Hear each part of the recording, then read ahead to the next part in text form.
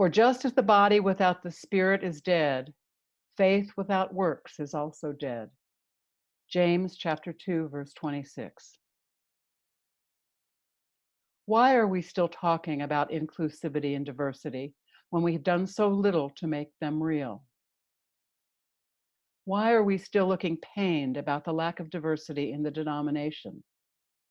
Because diversity, inclusivity is terribly hard, terribly uncomfortable, definitely unsettling, and often quite frustrating.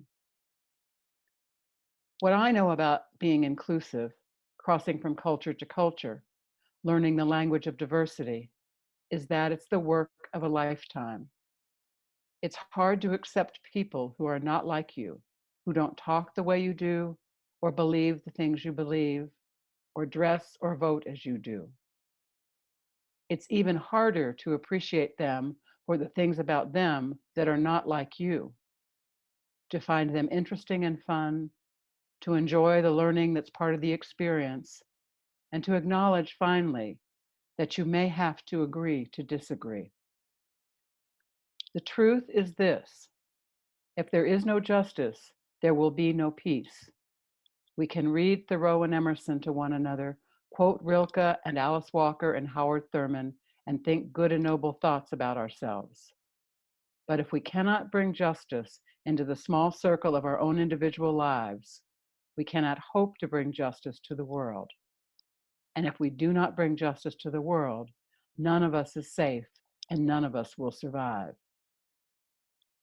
Nothing that Unitarian Universalists need to do is more important than making justice real. Here, where we are, hard as diversity is, it is our most important task. Good morning again. I'm Sue Sinnamon. I'm the assistant minister at First Unitarian Universalist here in Richmond. We're a large congregation, approximately 800 adults and 200 children and youth. So going online for us has been a big challenge. But I'm in charge of the adult formation, and that means the spiritual growth and development of all the adults. And one of the areas that I really focus on is cultural competency, intercultural competency. A congregant of mine calls it cultural humility, which I think is probably a better way to express it. And we do it both through our racial justice work, through our partner church work, and in a variety of other ways within my community here.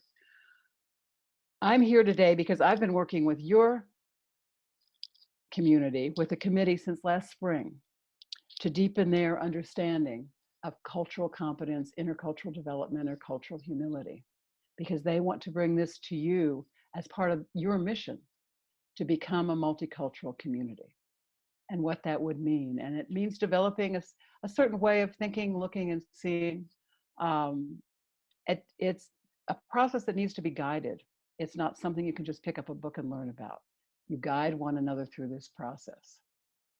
So I want to start with what we know about ourselves.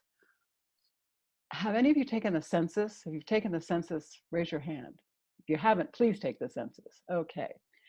If you clicked white, which I did, the next box that came up said ethnicity. And it gave you a bunch of things you could choose from: Irish, Scottish, but you had to put in your ethnicity. Right away, right there, acknowledging that white is not a race, that we are a kaleidoscope of people with a certain skin tone. But if you clicked black, it asked the same questions. Now, I have a friend named Jabril, who is African American, who is also Muslim, and I ran into him at a workshop that we were doing. And the question the group was asked is, well, where are they from? And Scottish, Irish, English, German, Croatia. And Jabril just kind of looked puzzled. He says, 31st Street? It's not a question he could answer.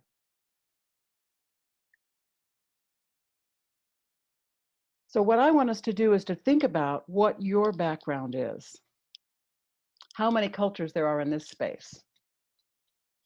Nick's going to break you into groups of 3, and I want you to talk to one another about your name. Think about your name. What do you like about it? What don't you like? Where did it come from? Are you named after someone in particular, like you introduced your ancestors this morning? And what happens when people misspell or mispronounce it? Do you have nicknames that you like or dislike? Where did your name come from? My name is Sue. It's not Susan and it's not Suzanne, because my grandmother was Suzanne and I had a cousin who was Susan, so I was Sue. It often turns up as Susan or Suzanne. My last name is Sinnamon, but it's spelled with an S, which is always very confusing to people. But it's Irish, and it's Protestant Irish. It's from the Belfast region of Ireland. If you find that name, if it's spelled that way, it's my family, whether they're here or somewhere else. And there's families here, families in Ireland, and one in Australia. So that when I went to Ireland the first time, I called my brother and I said, you have to come here. Everybody looks like us. It was a strange feeling to walk into a place that I knew so little about and yet felt so completely at home. So that's where my name comes from. Some from my grandmother, some from Ireland, my Irish relatives. So Nick is going to divide you into groups of 3, and you're going to talk about your name to one another. You'll have 5 minutes for all 3 of you to share. So take about 1.5 minutes apiece. I hope you all learned something about one another that maybe you didn't know before, and maybe something about yourself that came out as you began to reflect on your name. But part of the cultural competency work, the cultural humility work, is really understanding who we are. The other part is then understanding what lens we bring to other cultures when we walk in, what we see. And I was teaching a class this year, and I asked people to watch the halftime show from the Super Bowl. How many of you saw that? The halftime show for the Super Bowl? Okay. It was quite an experience. We have all these, there was a young woman of color in the group, mostly older people, a couple of young adults, and they saw such completely different things. What was your initial impression? Just remember back to what your initial impression was of that show. I paid attention to it because the commentary the next day was so wildly diverse. People hated it, people loved it, people saw it as powerful. And then they began to say, oh, did you know that this was the first time in 54 years it featured Latinx artists performing music in Spanish? The first time in 54 years that music was done in language other than English, even by the other Latinx artists who'd been there. And did you know that Shakira is Lebanese and South American? And that her Arabic singing and dancing was a tribute to her background, to where she came from? And did you notice the elements in her dancing and vocals? And what an accomplished musician she is. She played 4 different instruments. And Jennifer Lopez, did you notice her acrobatics, her fleet footwork, and her hip hop bluster? Did you notice that the pole dancing that she did was from the movie Hustle that she made about sex workers? And then there was her daughter singing Let's Get Loud inside a cage. And then singing Born in America with her mom waving a double-sided cape with a Puerto Rican flag on one side and the American flag on the other. Did you see a stage full of bright, gifted women, men, and children of color? Or did you see the clothes they were wearing and the provocative dancing? So it's a question here of the lens that we bring. Like I said, I paid attention because of the wildly different reviews. And if you're curious, it's still out there. You can actually download it on YouTube and watch it, and then read some of the commentary about it. I found the white feminists response particularly distressing, since I identify with this group. So it's an exercise of seeing what we bring in our cultural lens to the other cultures that we encounter. A New York Times writer named Cara Alamo said, "I have found some of the biggest factors to consider when communicating in a new culture. They involve emotion, context, conceptions of time, and social expectations." They involve emotion, context, conceptions of time, and social expectations. So part of what we notice when we start to look at other cultures and develop this cultural humility is what we bring to the table too.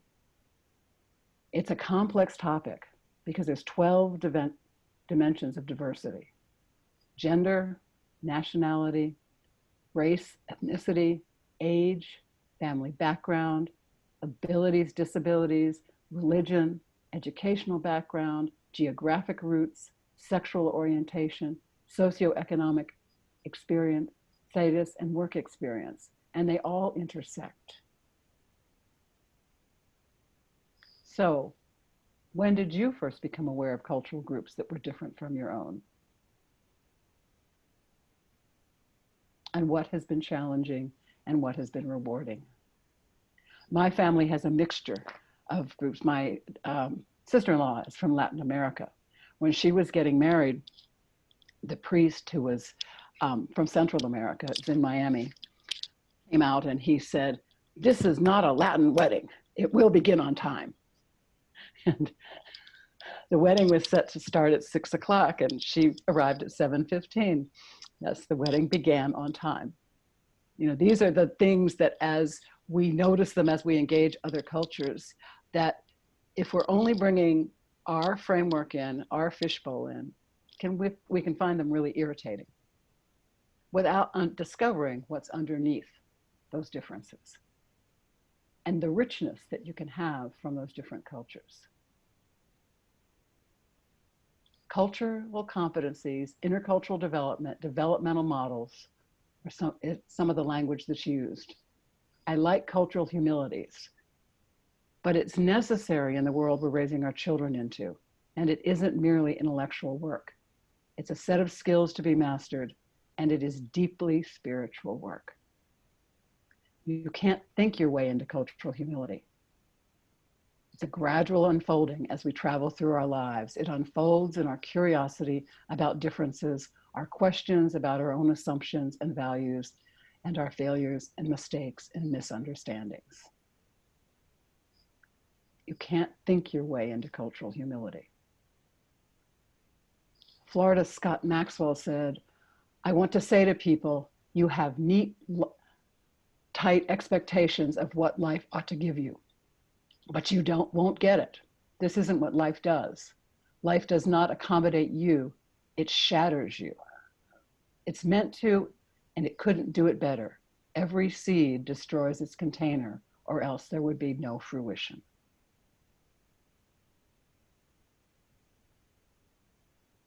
So in what ways have your experience with people from your own national and ethnic group and with people from different countries and ethnicities influenced your perception about what you find challenging in working with people from different cultures? In what ways have your experiences been challenging you when you work with people from different cultures? The hymn I chose that we sang right before this is from Transylvania. I went to Transylvania about 3 years ago with a partner church group. And on my trip, it was their first intercultural trip. So there were 10 people from All Souls, New York City. There was my husband and I from Richmond, and he's an Episcopal priest, so we're bringing a little, and he's Scottish, so we're bringing a little more diversity that way. And then there were 10 from Kashi Hills, India. And we spent 2 weeks in a bus going around Transylvania. But part of what changed for me was I was carrying with me, well, our Transylvanian siblings are Christians. No, they're not. They're Unitarians. And when they began to explain their faith and how they practiced their faith, I had a whole new awareness of what I could learn by engaging in work with this community. That hymn, Find a Stillness, the words really express their theological perspective. You go to their services and they will find their prayer will be silence, their prayer will be stillness. And in the service I was in, the minister taught This Little Light of Mine in Hungarian and English to the congregation. So it's becoming aware of what our assumptions are and then how they get in our way. How they get in our way and being able to work together in community. The global business community has learned this lesson many ways, but it's not really multicultural. They're learning the lesson to accomplish their business.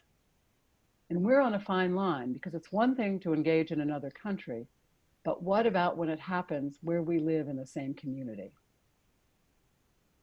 Our identity can be at risk if we can't see how our cultural mindset determines how we experience the world.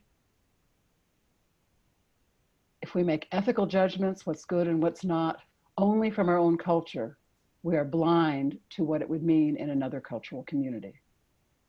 One place we see it is in healthcare, and I'm sure we're seeing it now. How do we die? How do we care for the aged? How do we care for the most vulnerable? The meaning of some conditions. Is it an illness, a disease, or a spiritual gift? All of these get addressed in different ways depending on the cultural framework and how open we are to understanding how many cultures are in the room with us and at the table. There's a book called The Spirit Catches You When You Fall Down, and it explored the clash between a small country hospital in California and a refugee family from Laos over the care of Lee, a Hmong child diagnosed with severe epilepsy. Leah's parents and her doctors both wanted what was best for her, but the lack of understanding between them led to tragedy. The tragedy was the doctors did not understand the Hmong culture or language, and the family didn't understand the American doctors. The epilepsy was not diagnosed early. And then the doctors wanted to remove the child from the care of the family and institutionalize her. The family saw that illness as a spiritual illness and as a gift. It was published in 1997, and Leah Lee died at home in 2012 at the age of 30. Fortunately, this tragic set of events opened their eyes to see that what is multicultural in medical care. And there's something from us to learn from this too. And we'll be learning it now with what's happening with this coronavirus and how it's affecting, how people are accepting different kinds of treatment based on where they are. We need to cultivate a reverence for diversity to create a culture that is truly pluralistic. And this is why I see it as deeply spiritual work. The ability to dialogue with one another and with other cultures depends completely on the knowledge of our own culture, an open critique and our ability to see without judgment and listen without judgment. We can see the other as different from ourselves, yet equally human. It's not without value judgments, but the judgments are understood within the cultural frameworks. There is meaning and value within each culture that may be different, and there's great joy in the creativity it opens us up to. But it starts with us. We need to get to know ourselves and get to know what our cultural self-awareness is. This is why we are offering the Intercultural Development Inventory, because it gives us an idea. Intercultural competencies, cultural humility is a developmental process. We can be guided through it, but it helps that we know where we are. And then we as a community can plan how we can move to other areas and grow and open ourselves to it. It also means we have to adopt a critical perspective on our own beliefs, behaviors, values, and positions. And this includes our power and privilege. We have to see where we bring our privilege to the table. And what that means is that when we begin to do this work in a diverse community, and you're already diverse, I think you probably discovered that when you shared the names, the meaning of your names, is that we take ourselves and our singular perspective from the center of the group and become one of the participants around the table. And what we put in the center of the table